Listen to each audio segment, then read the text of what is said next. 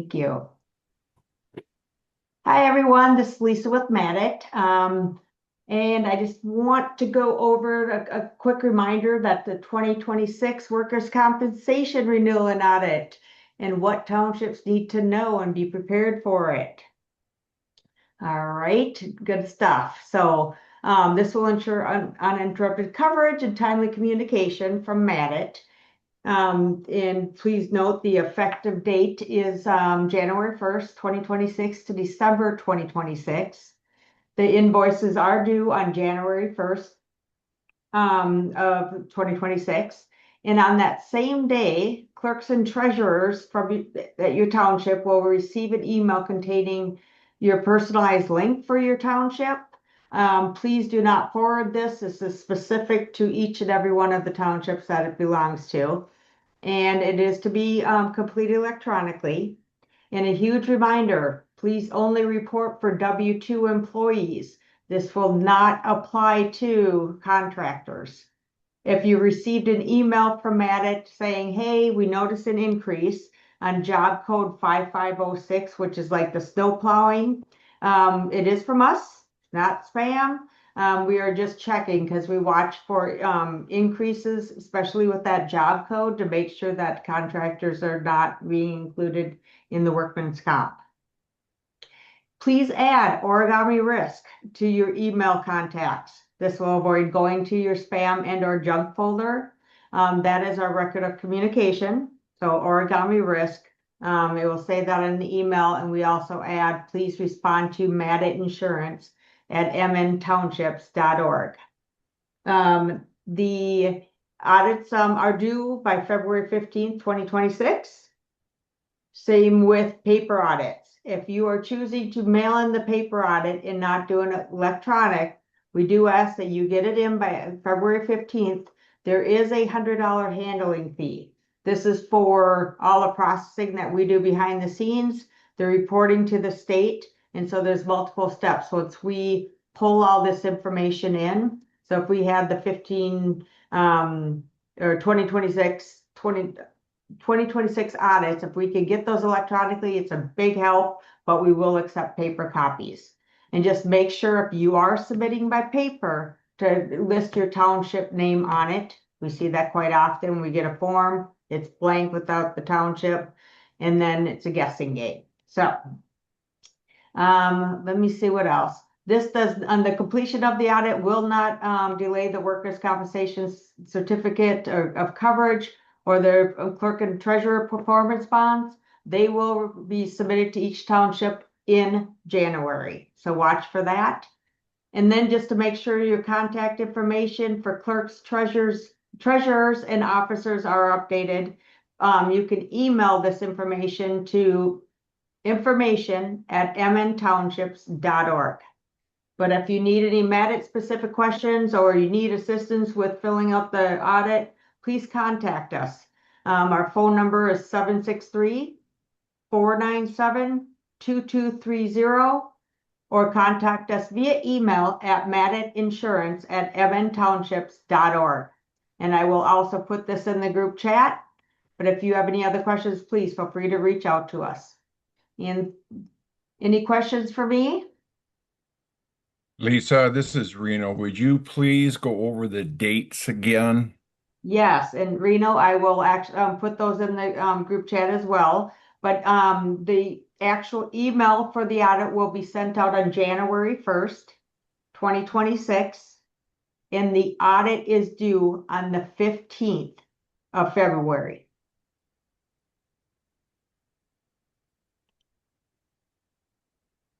And I will, like I said, Reno, thank you for asking. And I will post this in the group chat as well. And your first audit, your first deadline that you were looking for in January?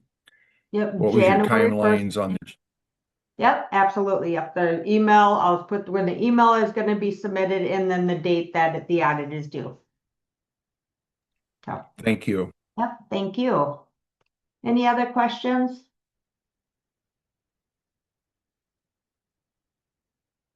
All right, thank you. Maddie, is your audio working? No, my audio is not working, but I can hear you from your office. Oh, So I'm just gonna continue since you guys can hear me. If you have a question, please put it in the chat. My speakers say they're working, but they are not, definitely. So if you have a question, just put it in the chat and I can go from there. But Jeff, are you on here? I didn't see Jeff. But I'll just give a quick kind of update with Matt. Remember that our annual conference is coming up in December. Make sure that you take a look at that, sign up for that, reach out to Kayla or info@mntownships.org if you have any questions on how to do that, and pay attention to that coming down the pipeline. So that's really the only Matt update I have. And then I will jump into what we're talking about today, which is using technology to strengthen your township. Can everybody see my screen? Give me a thumbs up. Or yeah, yes. Great. Okay, so we're going to talk about using technology to strengthen your township. And I know technology can kind of be a scary thing when you're learning it and it's new. And I always told myself I wouldn't be one of those people that was like, oh no, I refuse to learn that. But now my kids will come to me with things and I'm like, I refuse to learn that. So I know it can be daunting, but it is something that can help and make your lives easier if you keep an open mind to it. So I thought we'd talk about it a little bit today. As you know, my name is Maddie Cash. That right there is my information. And if you have any questions today or in the future, please reach out to me. All right, so why do we care about technology? Why does it matter? Do we have to? What benefit will it serve us? So, sorry, Anita. I didn't realize that you guys were participating today. So before I jump too deep into it, I'll stop sharing my screen. And I'll let Anita kind of talk about training for a minute before we get started. Sorry about that. Go ahead, Anita. Okay. Gussie wanted me to read this. She said the trainers will be doing short team session meetings for CTAS when it's more than just a phone call. At this time, it will only be for CTAS, no multiple townships being trained at the same time, no charge, no guarantee of uninterrupted electronic communications. The calls will be 45 minutes or less and will be up to the trainer to determine what instruction the township needs and the time it will take, and they will be documenting the training. Any training of an hour or more will have to be set up with one-on-one, and the township will be charged. This online training will be limited. Townships may use a different trainer for online short training, but are limited to no more than 2 a year of 45-minute trainings in a 12-month period, like I just said, no matter which trainer or trainer they are using. There will be an ongoing updated list that will be kept track of when you receive this service. And also there's a reminder here, please do not contact all 3 of us trainers at one time. That's it, Maddie. I'm done.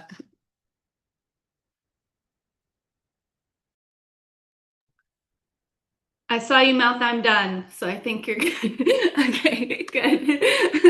It's a guessing game on my end a little bit, but okay, thank you, Anita. Sorry about that. I didn't realize that the trainers had a little note for us, but I'll jump back into my technology stuff and we can go from there. All right, so you should be looking at my screen. Hopefully it's working out great. So why do we care about technology?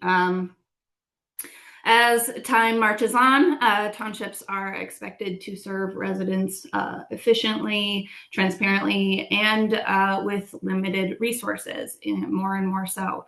So technology helps us kind of do more with less. And specifically, it helps with better communication with your residents, more efficient communication, stronger financial records and records management in general.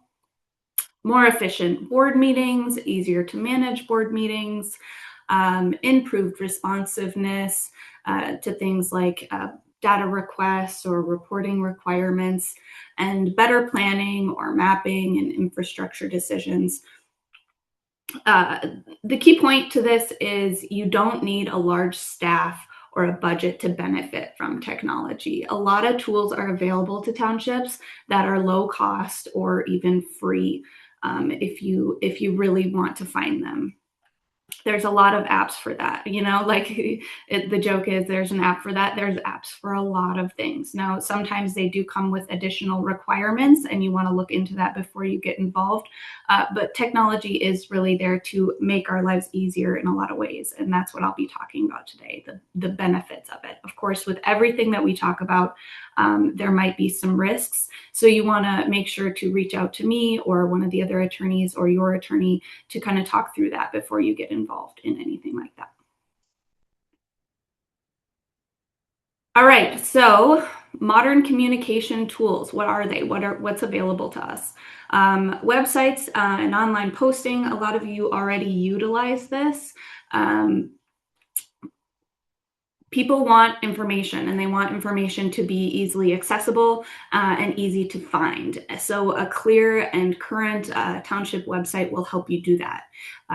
People have a desire for easy access to government information 24/7, as I'm sure you guys are well aware. So it's just an easy way for your residents to get involved and to know what's coming up and to know what information is available to them.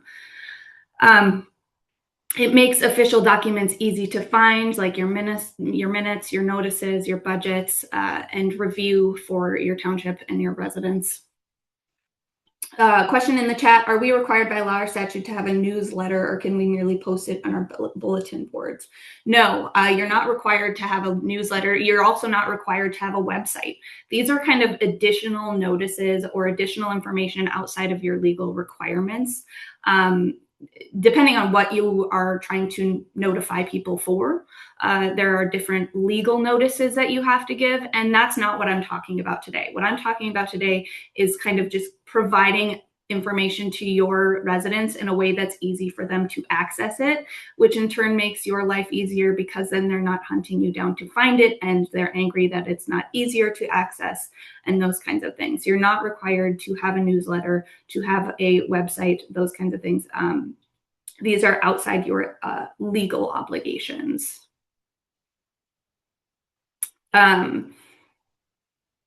But it does make documents, official documents, easy for people to find and review, which makes them happier, which in turn makes them not come to your meetings yelling at you and angry and makes your life easier.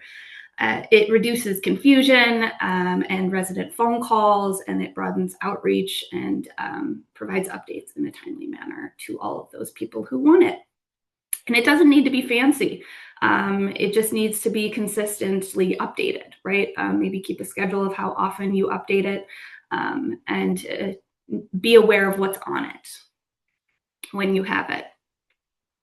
Now, when you do have a website, keep in mind there are some additional requirements, potentially like posting some I'm blanking on the term, election requirements that go along with it. But once you get into that, I did write an article in the Insider regarding that. So if you have questions on what you are required to do once you have a website, you can certainly reach out to me or review that as well.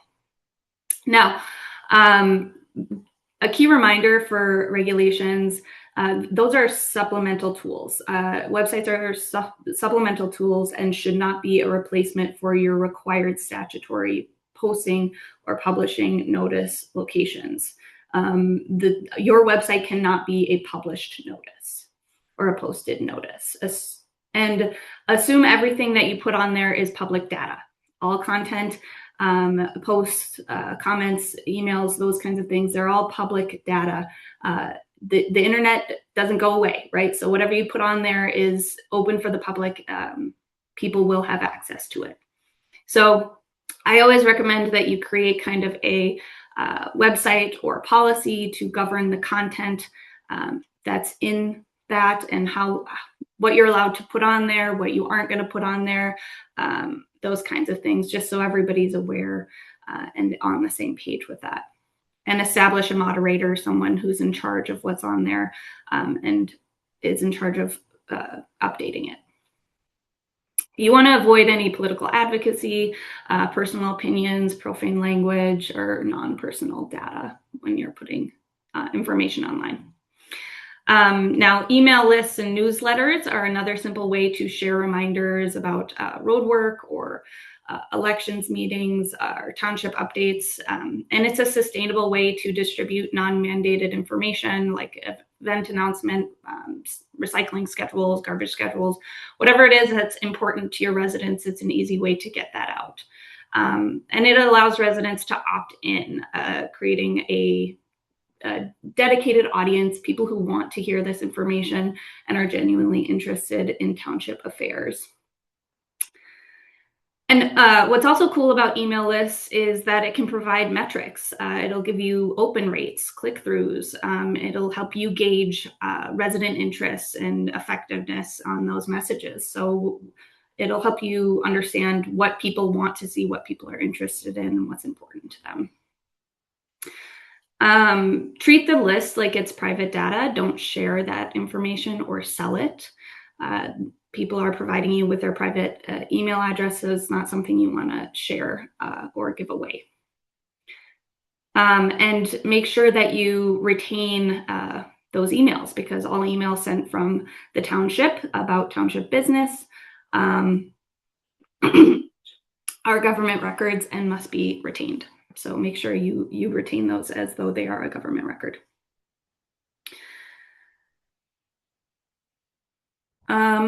Okay, so question in the chat, how do you go about creating an email distribution list? You know, I've never done that. My first guess would be to get emails from your residents who would be interested in doing that. I'm sure there's some online platform that will help you create a distribution list, but I don't have any specific app or anything like that. I didn't put any apps in here. Yeah, there's an app for that. Exactly that. I didn't put any apps in this presentation just because I didn't want to advertise something that I'm not familiar with or that I'm not comfortable with. I don't use these email distribution lists, so I don't want to provide you with anything that when I don't know what the best app would be. But it's something you want to dig into and research online. I'm sure there's lots of options there, or other townships I'm sure have experience in that too and might be able to share that information with you. Maddie, if I could chime in. Let's see, email, am I missing anything?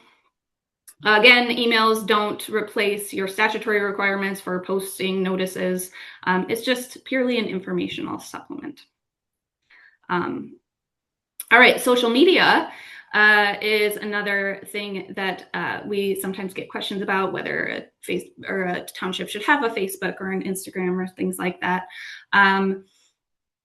Community groups can get information to residents quickly, but anything posted is public communication and can become a public forum.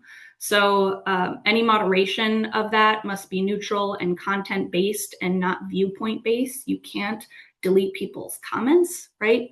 Or you have to be very careful about how you go about doing that. And make sure to keep your own private comments off of those official channels. If you do allow for public comment, you want to be careful because you're creating a public forum. You can't delete a comment just because it is critical or negative or inaccurate. Deleting comments based on viewpoint can violate that person's First Amendment rights and become a real issue. So if you do have a social media account, don't engage in discussion or debate about township business, especially with a quorum of the board. Even if they're done individually and not simultaneously, not speaking to each other directly, this could be a violation of the open meeting law. So you want to be very cautious of that. And keep your township business to those official designated accounts. Don't use your personal Facebook account for official township duties, because that's when things get messy, and maybe your personal Facebook will end up becoming a public forum, and nobody wants that to happen. All right, so that's tech for communication tools. Now, how could we use tech for some internal operations of the township? So one option is storage. Online storage of records can be a really useful tool if you're maintaining records for board members. It creates backups. It simplifies data practice requests. It can just make it a lot easier to have a storage system for your documents. Oh, question in the chat. I have a newsletter that I've published in our school's quarterly paper. Does that need to be kept as public data? Is that township related?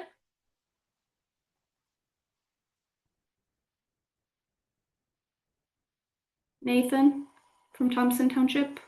Yes, then yes, it likely does need to retained.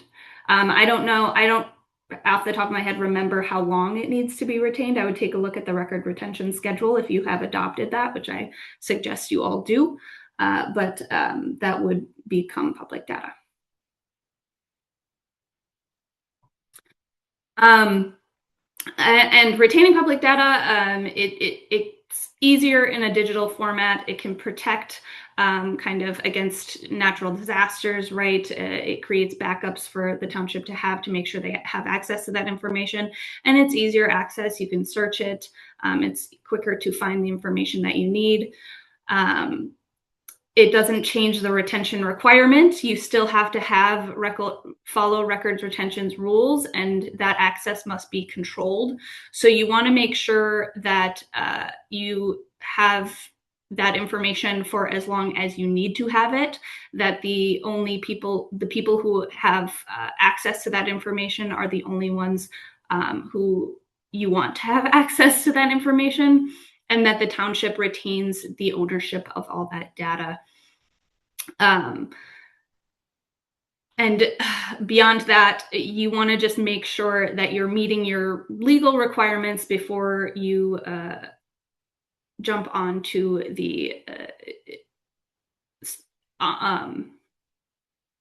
like technological storage processes. Another way that you could use tech for internal operations is meeting management tools. So there are tools out there to help clerks and supervisors manage their agendas for their meetings and their minutes more efficiently. For example, you could create structured templates for your agendas or your minutes. And that way it's just easier to fill in for every meeting, and you know that you're covering the same topics every meeting and you're covering everything that you need to. It's also could be easy for document sharing for meeting materials. Of course, at least one copy of all printed and prepared materials distributed to the board before or during the meeting must be available in the room for inspection by the public. I always suggest you write a public copy on it, or do not take, because sometimes somebody will take it back to their chair and start writing notes on it. But you do have to have at least one copy available for the public printed out at the meeting. But it can be easier for people to access online or in a data sharing format. Remember, the board can't work on a document together. They can't have a Google Doc outside of an open meeting, because that could be considered a violation of the open meeting law. And you want to avoid, I know that digital minute taking tools are tempting because they seem really efficient and great. However, they include much more than what is necessary to be included in your minutes, and they can be inaccurate. And as soon as they're used, they become a public record. So you want to avoid using any digital minute making tools. Keep that to the humans for now, because you want to avoid any inaccurate information becoming a part of a public record and maybe becoming problematic down the road if there comes litigation or something like that. All right, now, how could we use this for our public works? There are some options where you could use this in your maintenance schedules, right? There are mapping tools. I haven't fooled around with any of them, but I know there are mapping tools that can help you map all of your culverts, your road signs, your drainage, and types of roads, whether it's paved or dirt roads, with their coordinates and maintenance history and inspection dates. So that could be a really useful tool. They can also help you determine the affected property owners who are around that area if there needs to be a project, and analyze those road segments with the highest maintenance needs based on data in that area, and what kind of surface it is. So it's an easy way to kind of keep track of what road was maintained and when, where is that culvert and how close is it to these people? Do I have to notify them, right? So that could be a useful tool for you to use, as well as scheduling. These tools can help you with scheduling, or even a simple automated calendar can help you track grading rotations, snow plowing schedules, and even if we jump back to meetings, the availability of other officers. If you have a schedule of ongoing dates that people are available, makes it easier to schedule meetings. And then finally, reporting and documentation. Smartphones are great because they allow supervisors to take date-stamped photographs, store them, and attach them to maintenance records, and that can help keep clear maintenance records of the road, and it's critical if a liability claim comes down the road. So smartphones are great for that. All right, the question that is on a lot of people's minds lately, here comes AI. Very scary stuff, but it is really interesting and can be used as a benefit for you guys and for townships. It comes with a lot of caution tape using AI. So I don't want you to think, oh, AI is here, it's going to make my job so much easier, because although that is true in some regard, it's something that you want to be very, very cautious of, because it's not perfect, it's not human, and not that humans are perfect, but it thinks differently than a human, and you want to be very cautious using it. So what is AI? The funny thing is, I generated this image with AI, and I did not tell it that the AI was crying, but for some reason in all of the images, the AI is very sad, which I don't know why. But AI is artificial intelligence. That's what it stands for. You've probably heard a lot of buzz about it lately. Some township officers already use it. Others are unsure, skeptical, don't even know how to get started.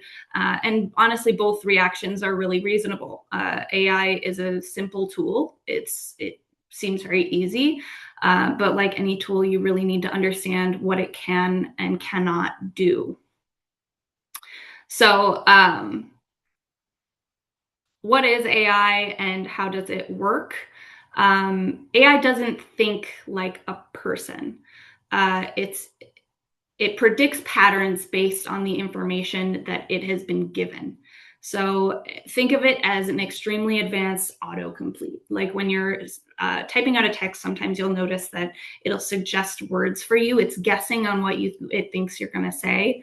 That's a lot like how AI works. It takes the information that it has stored, and it uses that to guess on what you want the information to be.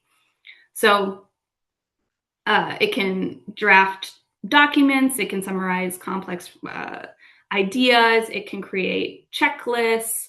It can analyze budgets, generate ideas, but it doesn't know your township's unique facts, and unless you provide that, and it doesn't have any answers outside of what the data that it has already been given, which makes it oftentimes produce answers that look really good and look really confident, but are very wrong.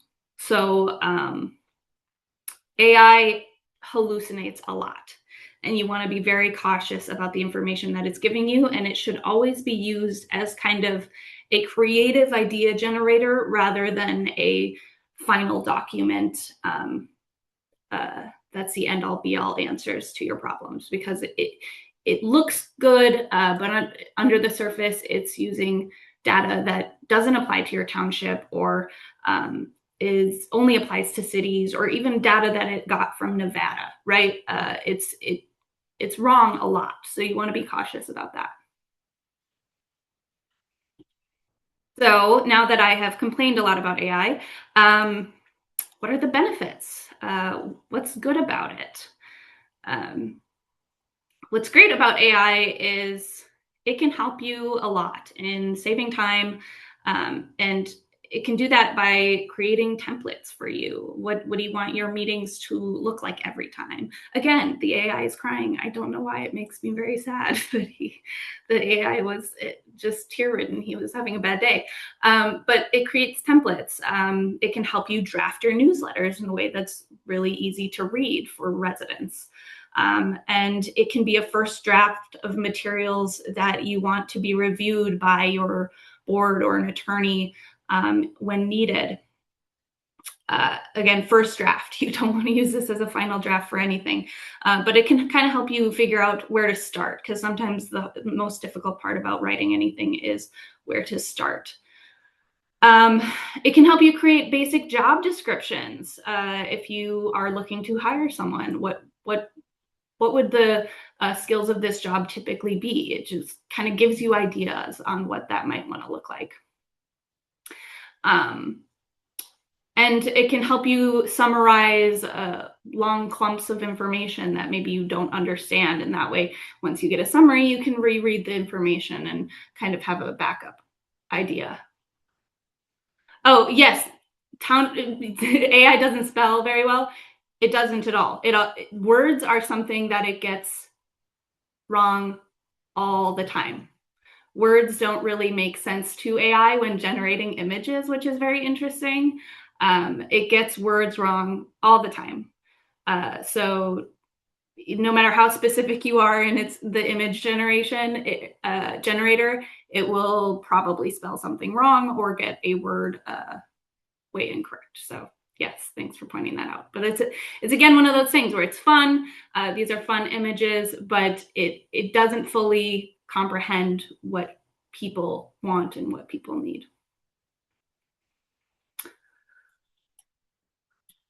All right.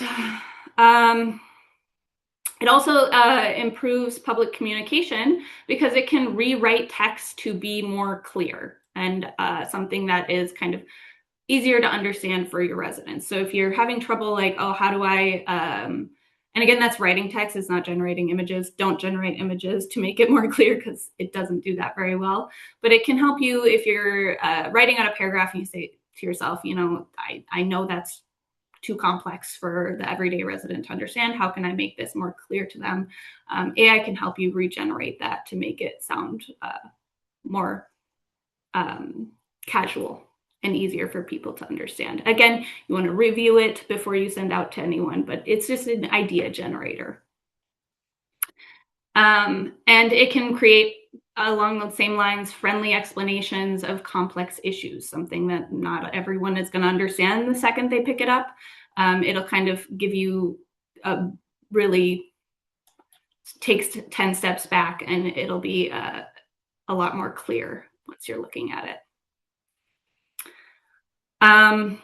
It also can help you generate meeting handouts or data summaries or any information that you want people to have that would take a lot of time to create, AI might be able to help you do that a lot quicker by feeding into it some information. Again, you don't want to give it any information that's not public data, but feeding it information and then asking it to create like a chart for you or something that'll be more visually appealing to your audience. It can help with that. And it helps towns keep up because we don't have staff. We don't have a lot of people helping out, right? You guys work really, really hard. And I know a lot of you have full-time jobs outside of this. So AI can just be something that helps you keep up with the fast pace of everything and get that information out to people. So now that I've talked about the good things, I will talk about the risks.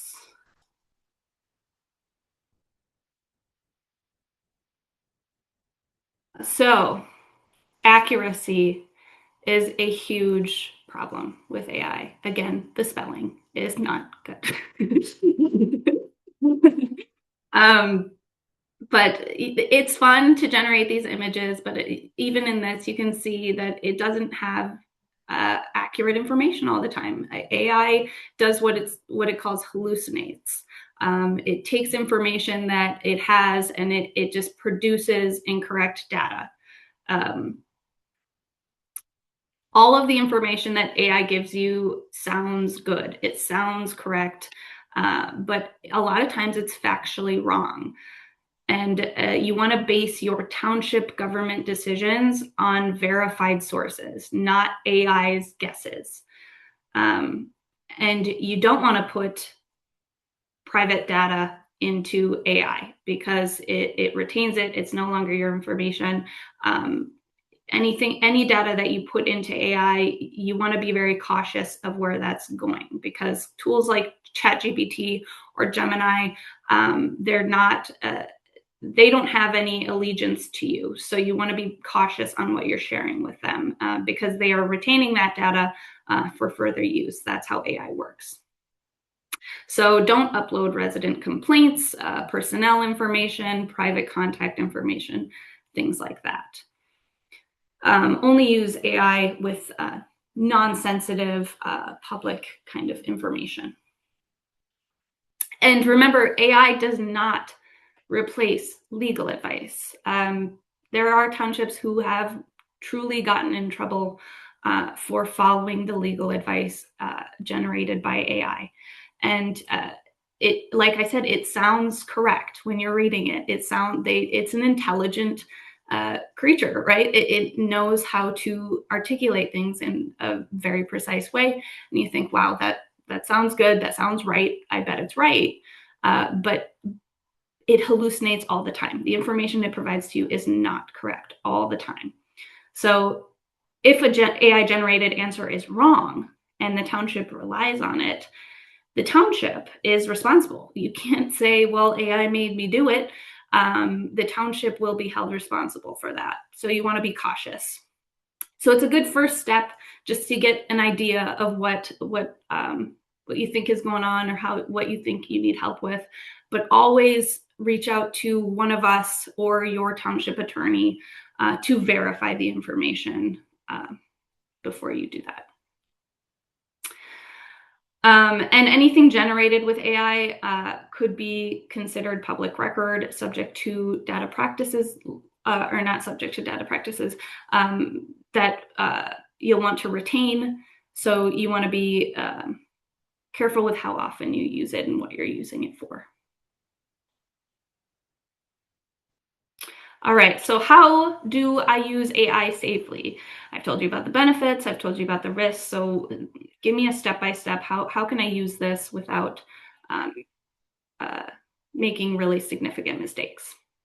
So my first advice is use it for drafting, brainstorming, summarizing, those kinds of things, getting creative juices flowing rather than final decision making or final versions of anything. It's good for step one, but you can't rely on it to complete your work. It still needs that human input. It doesn't have the information that you guys do to create accurate decision making. Avoid entering private, non-public, or sensitive data into AI. We don't know how it's used or where it goes, so you want to just avoid sending that off into the world. Always check for accuracy, and if it feels like legal information, if it's giving you advice on what you are allowed to do, can do, should do, you need to verify that with us or with your legal counsel. Use AI to create efficiencies, to make your job easier, not to replace your human judgment, because that's really important. That's an important aspect to this. AI is not human. It's a human guessing machine. It guesses what you want. It guesses what's right, and it doesn't always guess the right answer. So your brain is still important. You need to make those decisions. But AI is a fun tool for not only generating these fun images, but can help you along the way with making things more efficient for you. AI can't replace township officers. It gives you better tools. When you use those tools wisely, it saves time. It reduces errors. It improves your service. And it can be a powerful assistant. And if you don't use it right, it can get you into a lot of trouble. So if you have any questions about should I be doing this? Will AI help me with this? Those kinds of things, make sure that you ask, because ask me, not AI. Because it will save you some time, or it'll save you some heartache if you find out that you shouldn't be doing that. So that is all I have. Does anybody have any additional questions?